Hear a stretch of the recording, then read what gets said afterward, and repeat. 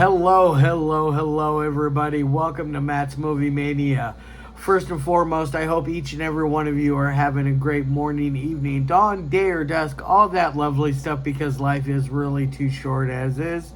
Please do like, share, and subscribe. I love seeing your beautiful faces when I am here.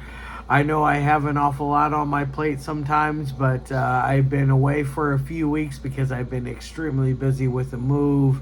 Had some life-changing things happen, but other than that, things are great and we're back on track. I just wanted to also let you guys check out the information in the description box. I give you your brief synopsis, which today I wrote the synopsis, which is why it sucks. I give you your starring cast, your director, your runtime of the cut I am watching, along with a link for where you can help support the channel if you help decide to do that, and I would greatly appreciate that. And now, with all that said in mind, and all of that out of the way, let's roll on to the film of the day. And today's is a really interesting one. It has not come out yet.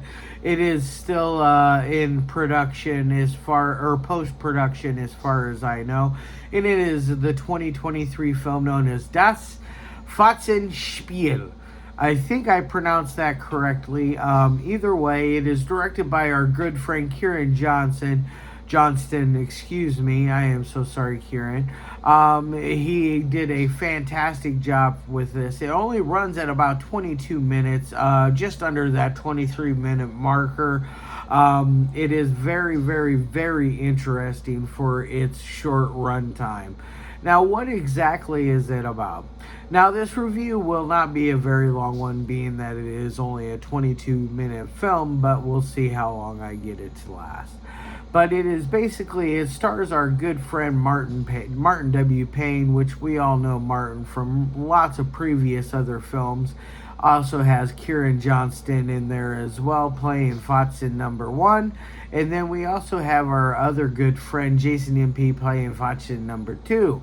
Very, very interesting story. So basically what it starts out with is Martin is wandering around in the forest screaming for help. He is being filmed by Fotzen number 2, played by Jason Impey. And then eventually number 1, played by Kieran Johnson, comes up and hits him over the back of the head with a hammer, and they decide to take him to this small cabin in the middle of this wooded area, and then they decide they are going to torment and torture him and do all kinds of horrible, despicable things to him. At one point, they feed him, it looks like dog food from a can. The camera quality is a degraded quality on purpose, so it's kind of hard to read the label on what it says it is. Not that really matters, other than they're force feeding him this very gross looking food straight from a can, hand to mouth, like they're forcing it down poor Martin's throat. They bring in a severed head at one point to torture him with. And then at one point where I got a little confused, our Fotzen number 1, played by Kieran, comes in and he just has his male member out, and he decides he's going to make, after he is beaten Martin severely over the head with the hammer and taken off most of his clothes, he forces Martin to give him a mouth hug, a oral pleasure, and in turn Martin bites it off. Martin grabs the hammer quickly and fights off Kieran, and then is quickly subdued by Fotzen number 2, played by our good friend Jason Impey. That is basically a lot of what happens. It is very, very raw, gritty, to the point, There is no hidden deep understories or no deep analogies to be taken from this film. It is very, like I said, raw, gritty, and to the point. It definitely does not hold back. It gets in your face, and it gets very powerful when it comes to the carnage that Kieran is doing on our poor good old friend Martin. It is not the greatest short film I've ever seen, but it is not terrible by any means. On to the three things that I love my movies to meet. Audio is 100% crisp, clean, and clear. You never have a moment where you don't understand what is being said. So it's going to get an A plus on that end.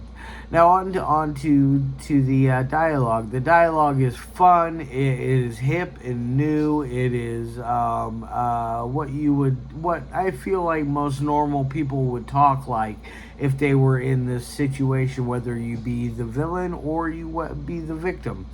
I feel like both are very conveyable and very believable with that aspect. So they did a fantastic job with dialogue, with the writing on that. So I'm going to give it an A plus on that end.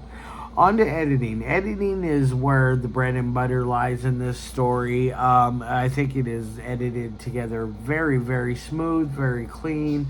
You never have any weird cuts in it that don't make any sense. It 100% feels like it is a good flowing story. I am a huge fan of Kieran's work, and I hope that you guys, when this does drop, if you get the opportunity to check it out, please do give it a watch. It is not the goriest or the darkest or the meanest thing that I've seen, but it will definitely leave you wanting more. It definitely will leave you with your bloodthirst quenched, because there is a little amount of blood in here. It's not a lot, but it is enough for a 22-minute film. So I feel like it gets an A plus on editing. So now on to my final score of 1 through 5. I'm going to give this thing a 4 out of 5. It is that good. It is by far one of Kieran's best work. I feel that Kieran is a very good young up and coming director, and he has a very promising career ahead of him, not only as a director, but as an actor, as a writer, as a producer, as an editor, as everything, all of the above. I feel like the man is well on his way to becoming a great filmmaker, and I love seeing young filmmakers being given the green light to do things like this, because it is very, very interesting, very good, and done very well.